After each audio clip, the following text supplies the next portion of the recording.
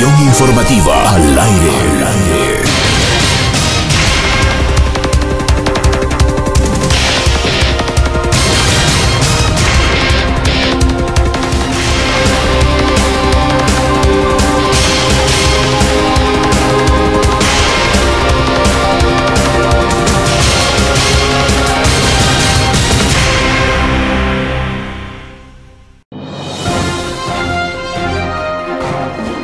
Conexión informativa al aire.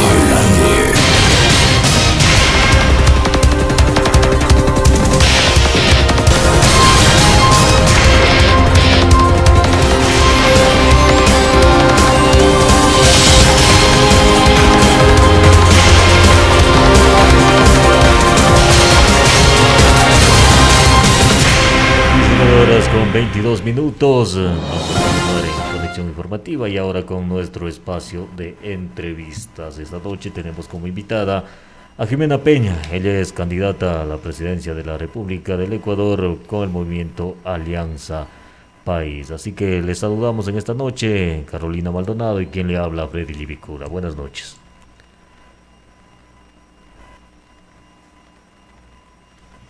Muy buenas noches, muchísimas gracias Denis y Carolina por la oportunidad que me dan de dialogar con los azuayos y azuayas. Gracias. Freddy Livicura les saluda. Freddy.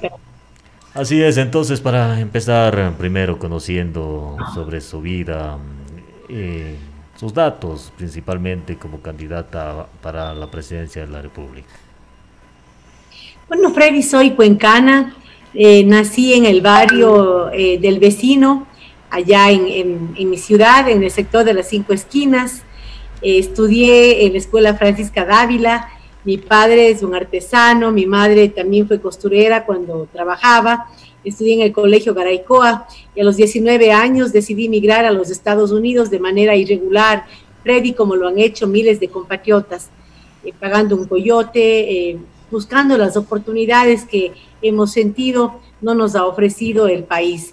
Así es que en el 95 migré y llegué a los Estados Unidos y pues trabajé allá, como lo hacen todos los ecuatorianos, arduamente para pagar la deuda, para ahorrar.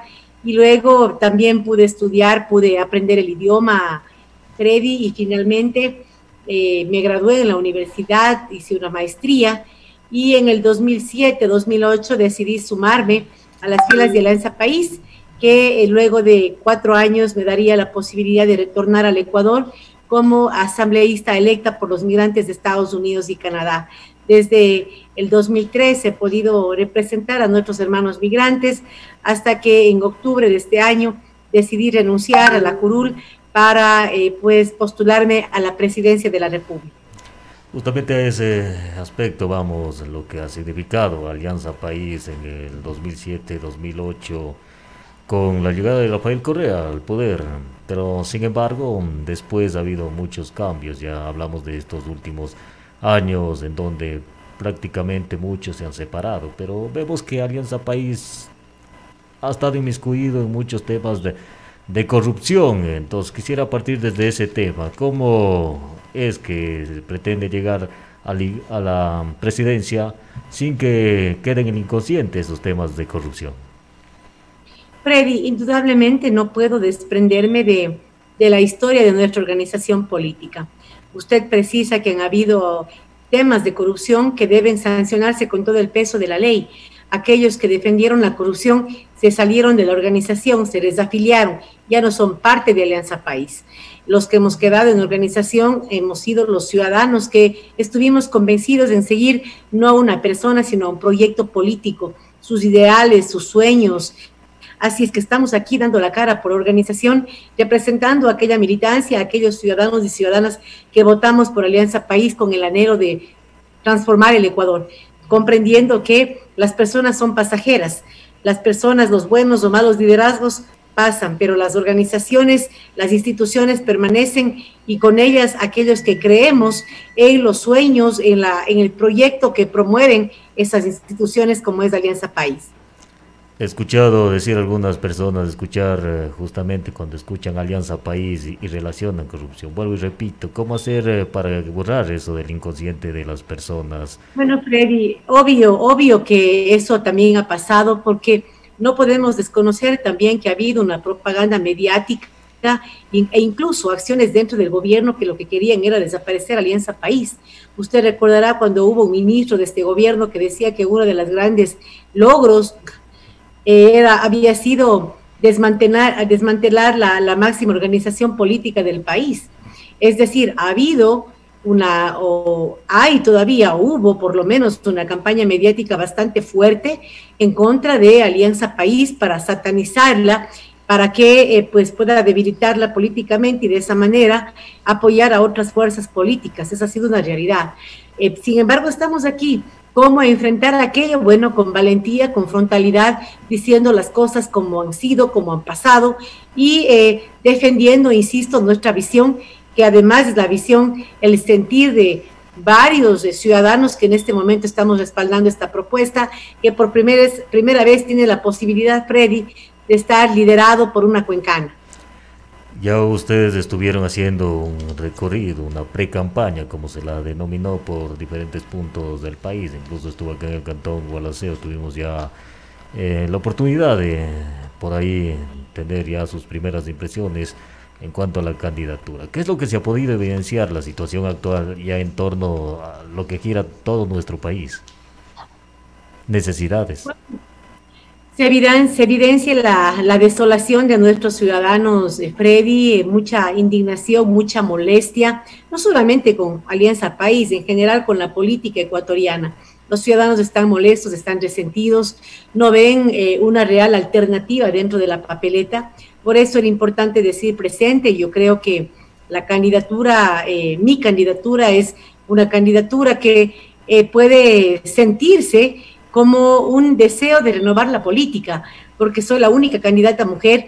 El país históricamente ha estado gobernado por hombres y hemos formado parte de una política muy conflictiva, de mucho ego, de mucha vanidad, de caudillismo, una política muy vertical.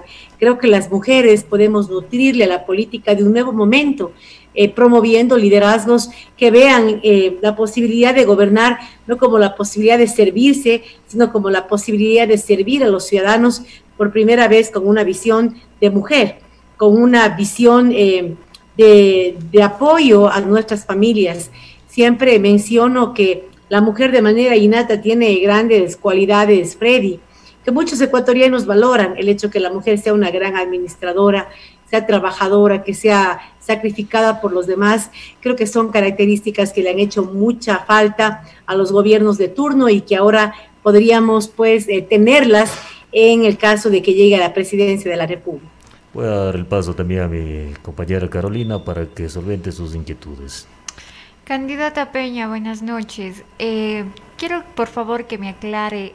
En sus palabras había mencionado anteriormente, yo no soy candidata del morenismo y del correísmo. ¿A qué se refiere con eso? Bueno, que la candidatura de Alianza País, la candidatura de Jimena Peña, no es una candidatura basada en el caudillismo hacia una persona, es una candidatura que lo que quiere es recobrar la esencia de un proyecto político que le ofreció al pueblo cambiar su país. Tampoco es la continuidad de este gobierno, porque este gobierno lastimosamente no ha gobernado con Alianza País. No soy la continuidad de nadie. Quiero gobernar al país con un liderazgo propio, con un liderazgo de mujer, desde mi visión, desde mi sentir, y representar esos anhelos colectivos de mi organización con la altura que el momento histórico merece, Carolina. Claro que sí, candidata. Y si usted llegara a ganar la presidencia de la República, ¿cuál fuera su primera acción como presidenta? Bueno, lo primero que tenemos que hacer es conformar un equipo de trabajo, Carolina. Y para eso, pues hemos pensado que es fundamental garantizar en ese equipo del Ejecutivo, en ese gabinete, la presencia de mujeres. Por lo menos un 50% de mujeres profesionales preparadas para que podamos tener dentro de la toma de decisiones del gobierno ese aporte desde la visión y desde el sentir de las mujeres. También tenemos urgentemente que preparar la proforma presupuestaria para el año 2020. Ahora tenemos una proforma prorrogada y para ello tenemos que también inmediatamente instalar una mesa de transparencia que nos permita evaluar todo el tema del endeudamiento, el nivel de deuda, los diferentes tramos de deuda, los acuerdos que está llegando este gobierno, para en base a ello plantear soluciones y alternativas dentro de la proforma presupuestaria que deberá ser aprobada por la siguiente Asamblea Nacional. Pero debido a la situación por la que está atravesando el país, ¿cuál fuera su primera acción? Porque si usted plantea en estas mesas de trabajo, obviamente van a tener un cierto lapso de tiempo y debido a la pandemia que estamos atravesando y a la situación crítica y sobre todo a la lentitud que se está dando por parte del gobierno, ¿cuál fuera usted su primera medida? Bueno, nosotros queremos garantizar en primer lugar recursos para la vacuna.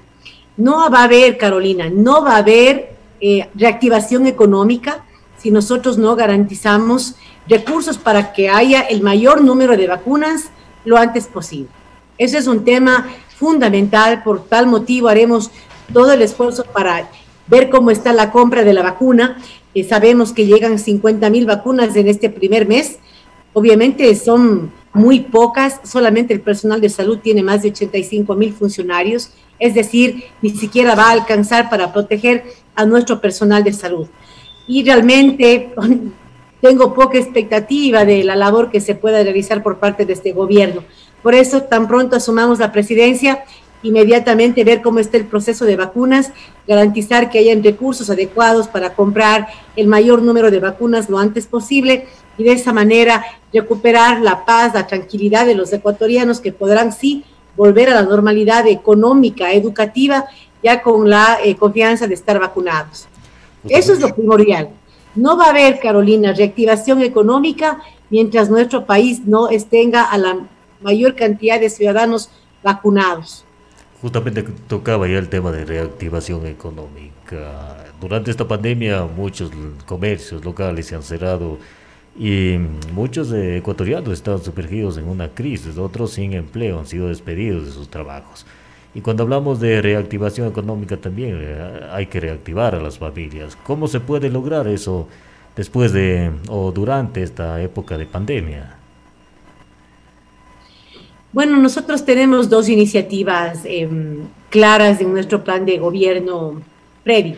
Una de ellas es el copago de nómina. Copago de nómina es el compromiso de gobierno de financiar un porcentaje de las plazas nuevas de trabajo que las empresas pequeñas y medianas generen para mujeres, para hombres y para adultos mayores de 50 años. ¿Por qué las empresas pequeñas y medianas? Porque han sido las que han enfrentado la crisis en total abandono. Tenemos nuestros artesanos en la provincia de La Suay, los actores de la economía popular y solidaria, nuestros pequeños comerciantes que han enfrentado la pandemia en total abandono, sin la posibilidad de refinanciar su tarjeta de crédito, de refinanciar su préstamo hipotecario, de renegociar el préstamo de su negocio. En este momento están muchos de ellos endeudados y además en la central de riesgos, a veces por pagos mínimos y a veces hasta por abusos de ciertas empresas privadas como Claro, que cobran a los ciudadanos ciertas tasas sin que deban ser cobradas y que mientras el ciudadano está peleando estos cargos, esta empresa inmediatamente le manda al ciudadano a la central de riesgos, afectando la posibilidad de ese ciudadano de acceder a créditos por 3 años. Queremos mandar a la Asamblea una ley económica urgente de real alivio económico para nuestros pequeños y medianos empresarios, para nuestros ciudadanos que tienen en este momento moras con la banca, que se encuentran en la central de riesgos y que no han tenido ningún alivio financiero en sus deudas. Queremos cambiar aquello. Y una segunda iniciativa denominada la renta básica de emergencia, que es una recomendación que hacen incluso organismos internacionales previos. Ante la pobreza y la pobreza extrema que va a generar la pandemia en la economía, estas instancias están recomendando a los gobiernos desarrollar mecanismos de apoyo social excepcionales. Por eso la renta de emergencia es un mecanismo excepcional, temporal, que lo que pretende es garantizar dignidad a los ciudadanos más golpeados por la pandemia. Queremos que con esa renta básica de emergencia nuestros ciudadanos puedan pagar sus servicios básicos y su alimento.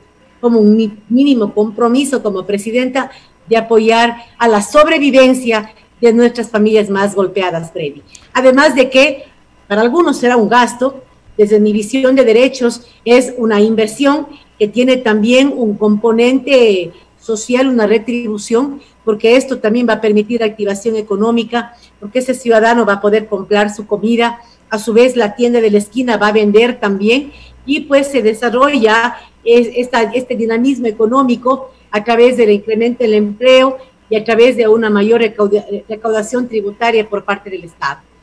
Antes de salir del tema económico, también quisiéramos saber su postura sobre el Fondo Monetario Internacional. ¿Se mantendrán los acuerdos? ¿Se revisarán? ¿Cuál va a ser su trabajo con esta institución internacional? Mire, nosotros vamos a mantener cualquier acuerdo que favorezca a nuestra gente. Si para mantener ese acuerdo tenemos que ahorcar más a los ciudadanos de a pie que están soportando toda la crisis solos, no lo vamos a hacer. Pero si podemos llegar a una renegociación donde podamos conseguir mejores condiciones, donde podamos liberar recursos ready para poder enfrentar la vacuna, para poder enfrentar nuestros programas sociales, lo vamos a hacer. En esa proforma presupuestaria, Freddy, es fundamental liberar recursos de servicio de deuda. Ahora mismo el Estado está dirigiendo importantes millones de dólares al servicio de la deuda. Tenemos que renegociar con nuestros acreedores, porque no vamos a poderle pagar de acuerdo a las condiciones actuales si es que no nos dan plazos más amplios, mejores condiciones que nos permitan liberar esos recursos para atender la emergencia sanitaria. Para mi gobierno va a ser la prioridad salvar la vida de los ecuatorianos, garantizar esas vacunas y renegociar o terminar de ser el caso los acuerdos que no favorezcan esa meta de alivianar el peso a nuestros ciudadanos de a pie. Vamos a revisar también lo que tiene que ver el ámbito educativo. Muchos jóvenes se preguntan sobre el ingreso a las universidades, el tema de educación.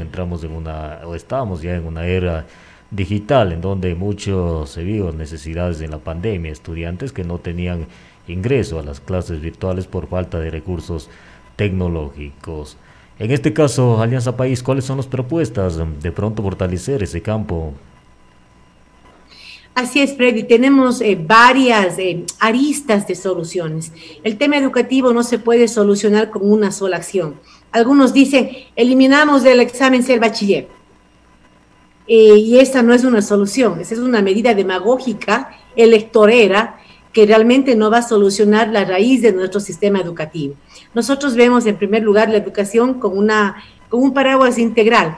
Queremos preocuparnos de la educación de nuestros niños, de nuestras niñas, mejorando la calidad de las instituciones educativas, que han sido muy deterioradas durante los últimos 3 años. Queremos que tengan educación de calidad, recuperar las escuelas del milenio. Tenemos una infraestructura que, más allá de que sea o no el ideal para ciertas realidades territoriales que se viven, pero hay una infraestructura que tenemos que potenciar, garantizar que esas aulas estén en buenas condiciones, que estén con buena instalación de internet, que tengan los equipos, para que nuestros niños desde esa edad temprana puedan tener una educación igualitaria, más allá de que si viven en el área rural o en la parte urbana.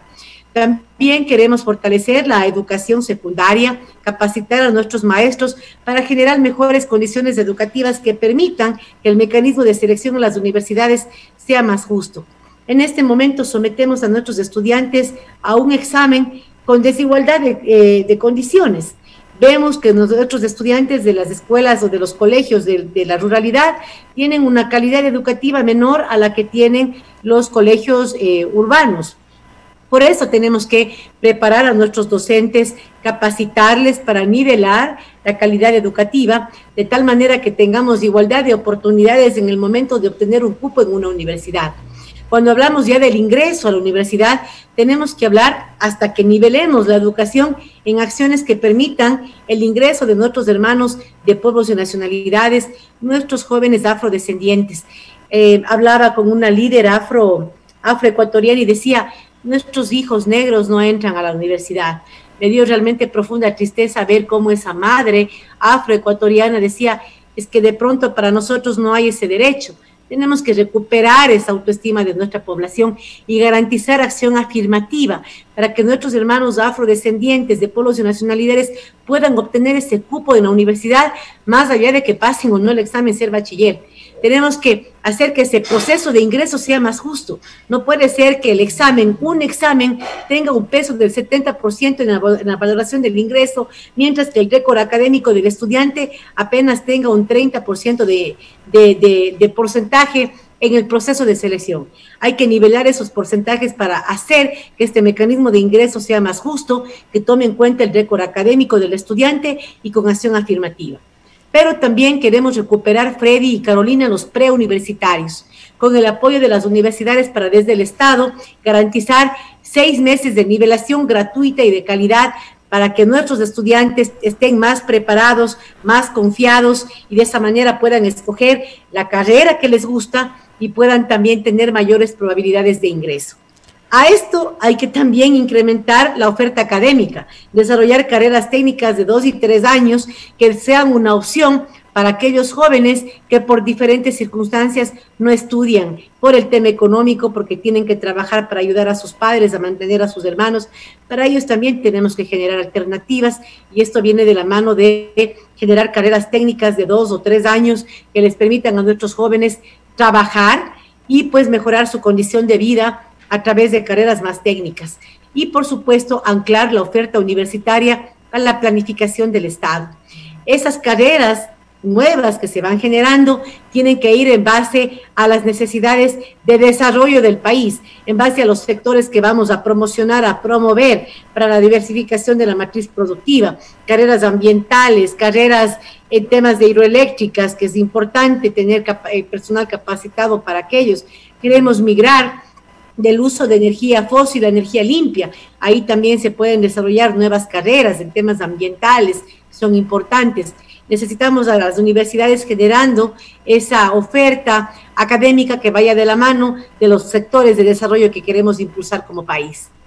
Justamente ya tocó usted ese tema que lo tocó, del sector productivo. ¿Cómo se apoyará al país? ¿Cuál será lo que trate de vender nuestro país en su presidencia? ¿Qué es lo que se va a tratar de exportar en mayor cantidad, comercializar? Bueno, queremos, por supuesto, fortalecer nuestras actividades agrícolas. El Ecuador es un país agrícola por excelencia y hay una gran deuda con nuestros agricultores. En este momento vemos una actividad agroexportadora que es importante, pero que debe fortalecerse. Nuestros productos deben posicionarse más en el exterior para que podamos exportar estos productos agrícolas para los que somos muy buenos. El Ecuador es un país maravilloso, muy bendecido, que puede potenciar muchísimo sus exportaciones hacia el exterior si es que tecnificamos nuestra agricultura, si es que acompañamos a nuestros pequeños y medianos agricultores. Ellos hicieron una tarea tremenda garantizando la soberanía alimentaria durante la pandemia. Tenemos como Estado que comprometernos a esa revolución agraria que se quedó en el discurso y que no pudimos implementar. Eso es un tema importante para diversificar nuestra matriz productiva. También queremos desarrollar nuevas actividades productivas en el sector rural, como por ejemplo el turismo comunitario. Ahora que también le estamos apostando dentro de nuestra propuesta a generar conectividad, sobre todo en las áreas rurales, Freddy, que se están quedando aisladas de la tecnología. Queremos invertir como Estado conjuntamente con los privados para hacer que la señal de Internet, la conectividad, la tecnología llegue también a las áreas rurales y con ellos nuevas oportunidades para que nuestros jóvenes de la ruralidad permanezcan en la ruralidad con actividades productivas que les den un futuro para ellos y para sus familias. El tema de las hidroeléctricas también, hay que invertir en las hidroeléctricas, en su mantenimiento. Durante los 3 años no se ha invertido en el mantenimiento de las hidroeléctricas y tenemos hidroeléctricas trabajando a mitad de capacidad, cuando bien podemos seguir exportando energía eléctrica a otros países o tener suficiente energía para ir, como dije ya, reemplazando el uso de combustibles fósiles por carros, por vehículos que puedan moverse con electricidad. Esas son otras tareas también que van a permitir un dinamismo en nuestra matriz productiva, una diversidad que nos permitan tener ingresos adicionales. También es importante hablar de la minería.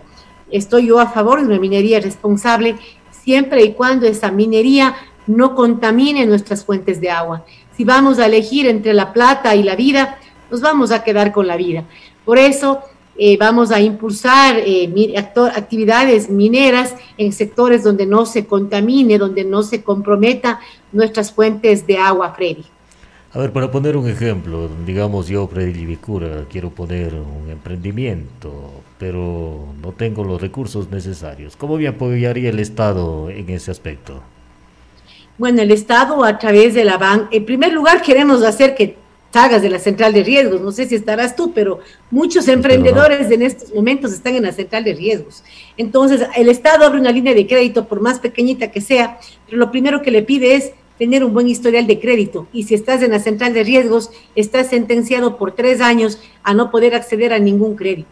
Lo primero que tenemos que garantizar es que este ciudadano salga de la central de riesgos, darle una moratoria y permitirle que salga para que pueda nuevamente ser sujeto de crédito, tanto de la banca pública como de la privada. Vamos a exigir a la banca privada que se ponga la camiseta del Ecuador.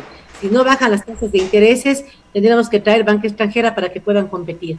Pero no es ético, Freddy, que la banca, en medio de una pandemia y de una crisis, haya tenido 205 millones de dólares en ganancias.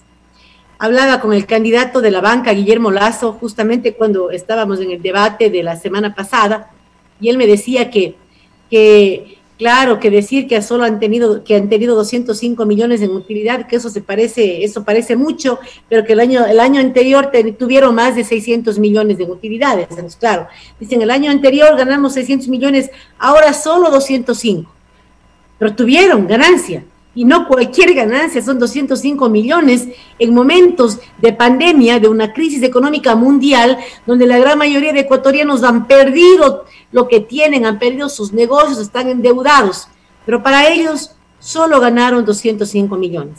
Eso tiene que cambiar, y para ello requerimos voluntad política y mano firme para que la Junta Monetaria y la Superintendencia de Bancos cumplan de una buena vez con la ley que le manda a la banca privada a flexibilizar requisitos para democratizar los servicios financieros para la gran mayoría de ecuatorianos. Pasemos a otro tema también que es el ámbito de la seguridad, que preocupa mucho a los ecuatorianos. Bien decíamos, por cuestiones de la pandemia también la seguridad se vio incrementada, ¿no es cierto? A pesar de que no podían salir a las calles, pero después ya con todas las restricciones que se quitó, se pudo evidenciar de que ha aumentado la delincuencia. ¿Cómo combatirla desde el Estado? Bueno, varios temas. En primer lugar, queremos o debemos recuperar el rol de la policía en el sentido preventivo y comunitario. La policía debe estar en las calles cuidando de la gente, trabajando con las comunidades organizadas para prevenir la delincuencia. ¿Qué es lo que ha pasado, Freddy, en estos años? El presupuesto de la policía se ha mantenido, eso es importante. En salud y en educación todo se ha deteriorado porque disminuyeron los presupuestos, diezmaron el presupuesto. En el tema de la policía no lo hicieron, se mantuvo el presupuesto de la policía. Pese a ello, el nivel de delitos se incrementó en un 20%. ¿Por qué? Porque invirtieron en bombas lacrimógenas, en chalecos antibalas, en todo el equipo que tiene que estar de manera permanente cuidando al gobierno y a los ministros de Estado, y se descuidó el rol primordial de la policía, que es prevenir la delincuencia en las calles, protegiendo a los ciudadanos y trabajando con las comunidades para combatir en colectivo a la delincuencia. Hay que recuperar entonces ese rol que es fundamental. También tenemos que garantizar seguridad jurídica a nuestros policías. Hay policías que tienen temor de usar un arma y aunque saben que lo deben hacer porque están enfrentando a un delincuente armado, tienen miedo porque si algo pasa con el delincuente, tienen que enfrentar cargos y tienen que pagarse ellos un abogado. En el Ecuador pagar un abogado es bastante plata para una familia sencilla que tiene un ingreso modesto. El policía dice, no, más bien yo no actúo o más bien no uso mi arma porque si la uso enfrento un tema jurídico que me va a costar recursos. Entonces queremos que la seguridad jurídica de los policías esté en manos del Estado y también capacitar a la policía para que pueda actuar de manera correcta en situaciones en las que están enfrentando a la delincuencia organizada. Entonces, seguridad jurídica, recursos, estamos hablando de equipos, de capacitación, de tal manera que nuestra policía se sienta capacitada y preparada para poder responder de manera adecuada, sabiendo que tendrán la protección del Estado, si actuaron cumpliendo bajo, digamos, los preceptos del deber legal, nos estuvieron cumpliendo legítimamente su tarea como policías, cumpliendo su deber legal, como se llama, pues como es el término jurídico adecuado, ¿no? En el cumplimiento de su deber legal. Y también es importante hablar de la inseguridad, Freddy, que vivimos las mujeres en el país. Tenemos 113 femicidios del año pasado, ya tenemos un primer femicidio aquí en el 2021, y pues a las mujeres los están matando y no pasa nada. Entonces tenemos que hablar también de la inseguridad que viven las mujeres, que viven las niñas, que son violadas, que son abusadas sexualmente. Tenemos que hablar de esa seguridad también. Por eso vamos a declarar en emergencia el sistema de protección de derechos y vamos a trabajar para que haya una justicia especializada y también una policía especializada para poder responder de manera adecuada con las víctimas de femicidio, con las víctimas de abuso sexual, de violación. También ese aspecto creo que hay que ver o revisar las leyes, bien que tocaba este tema también de la violencia contra la mujer, porque en el debate se escuchó a algunos candidatos también proponer como cadena perpetua, pena de muerte, incluso para quienes cometan actos de corrupción. Recalcando eso, ¿cuál es su postura en cuanto también a leyes, fortalecer las leyes de pronto? Mire, las leyes, en el Código Orgánico Integral Penal, en las penúltimas reformas se fortalecieron ya las penas para violación, se tipificó también el incesto, porque la violación incestuosa, porque dolorosamente la gran mayoría, muchas de las violaciones son por parte de familiares, de círculo cercano de la víctima. Entonces se tipificó la violación incestuosa, se fortalecieron las penas para delitos de abuso sexual contra niños, niñas y adolescentes también.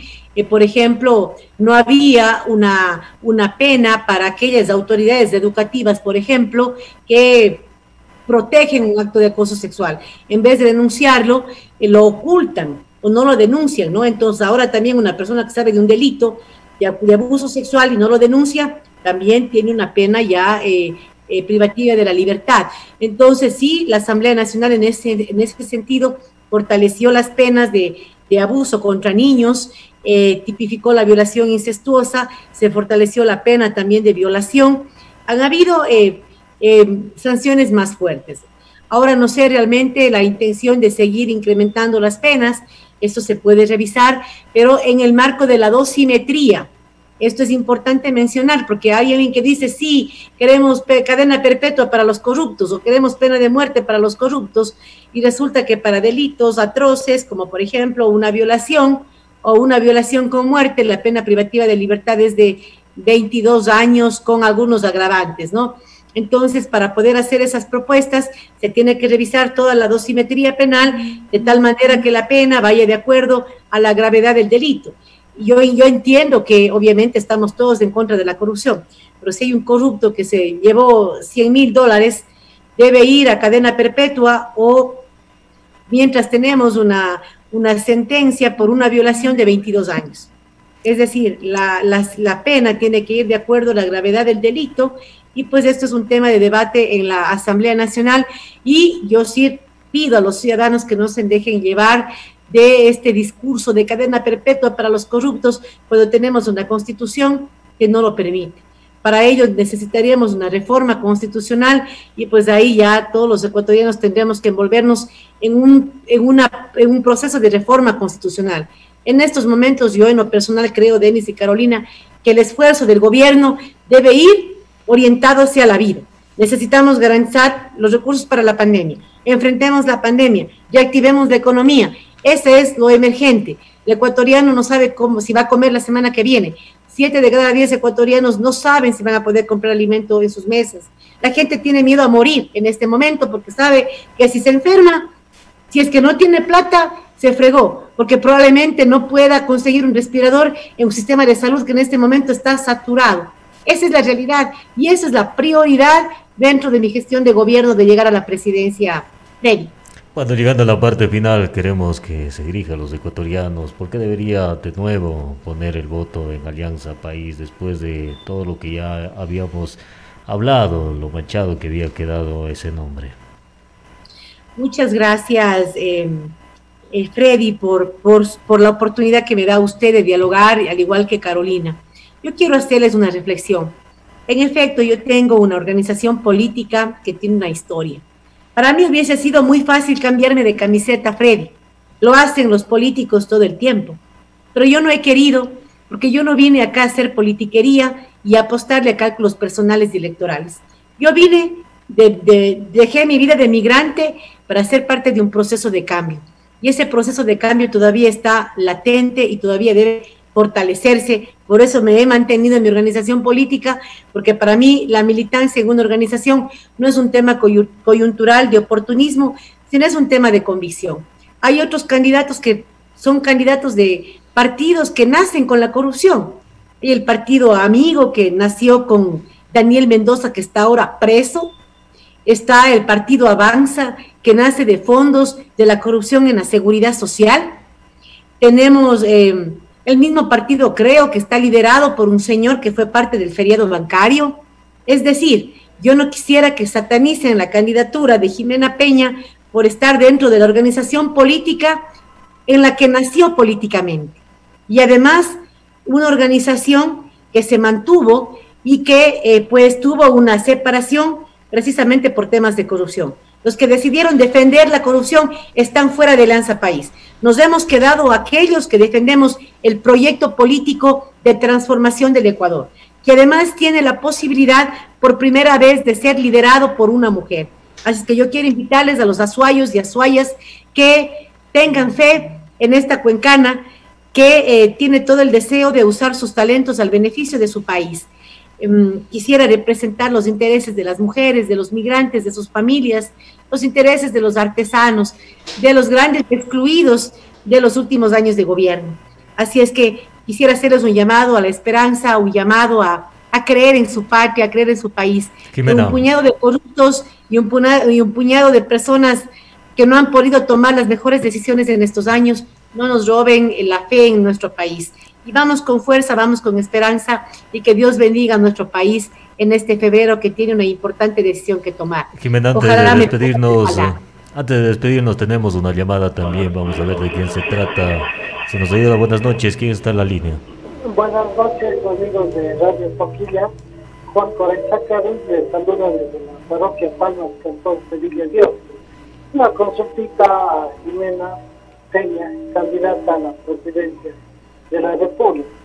Pasa que acá Sevilla de Oro es un cantón energético donde se asientan 3 hidroeléctricas y nunca ha sido atendido por el gobierno que estamos viviendo. Esto se está destruyendo, la vialidad, la educación no ha sido atendida, la salud tampoco, y el otro tema es el abandono por parte de las autoridades para las personas vulnerables, es decir, adultos mayores, personas con discapacidad y vulnerables generales. Y además no ha existido construcción de viviendas por parte del gobierno, ya que no existe un registro social para las personas pobres.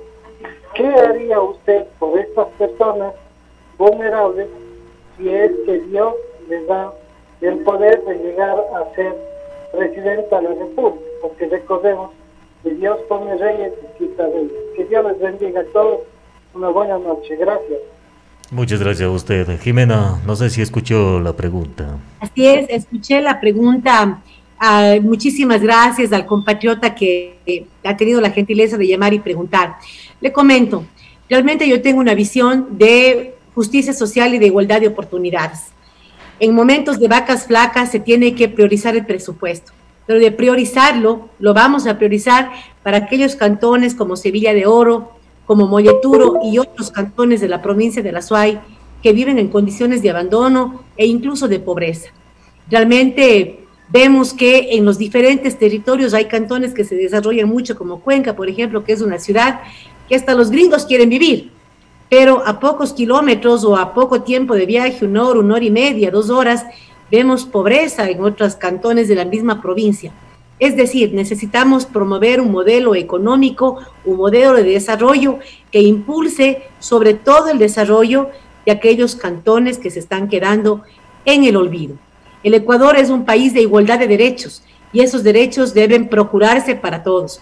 Por eso la prioridad de mi gestión, de mi trabajo directo con los gobiernos locales, irá para fortalecer y acompañar el desarrollo de aquellos cantones, de aquellos sectores del país que se están quedando relegados.